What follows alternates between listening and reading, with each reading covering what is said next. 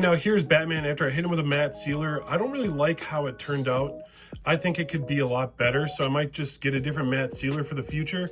But next step is you want to kind of cut your fabric, pick your fabric out and cut your fabric to the size you want it. So like the way I do it is I kind of center Batman and I pull the fabric over and see how far it's going to go down. So it's going to go past his feet a little bit, and you want to give a little bit of room up here. So when you fold it over underneath the cowl, like you give it some room, plus you got to fold this over to sew it. So you want to give yourself a little bit more fabric than you would initially want, just so you have a little bit of leeway.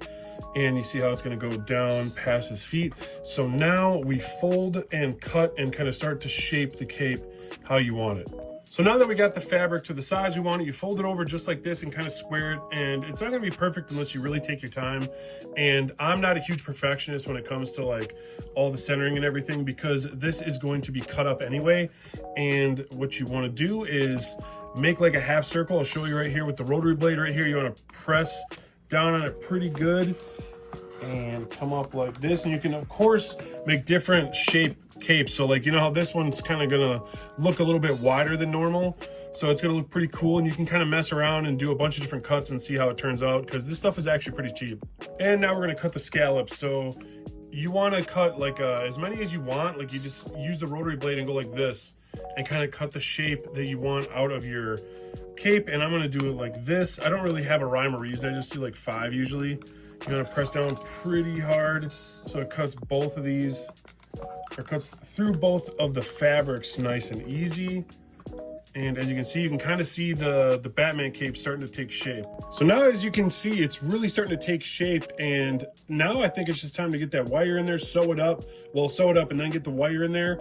And this is going to be like a super wide cape. I'm kind of curious to see what it's going to turn out like. So let's sew it up. Now the next step is folding this over like 1/8 of an inch, the top of the cape.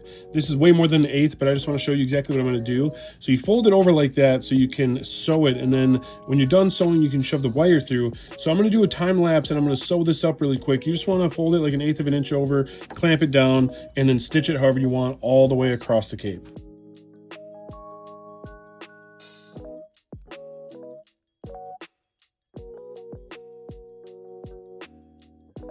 Now we got the cape all sewn up, and now it is time to get your 20 gauge wire or whatever gauge you want to use, and just kind of, you know, measure out how much you need and then cut it with your pliers or whatever, you know, wire cutter you got. And now it's time to feed the wire all the way through the cape.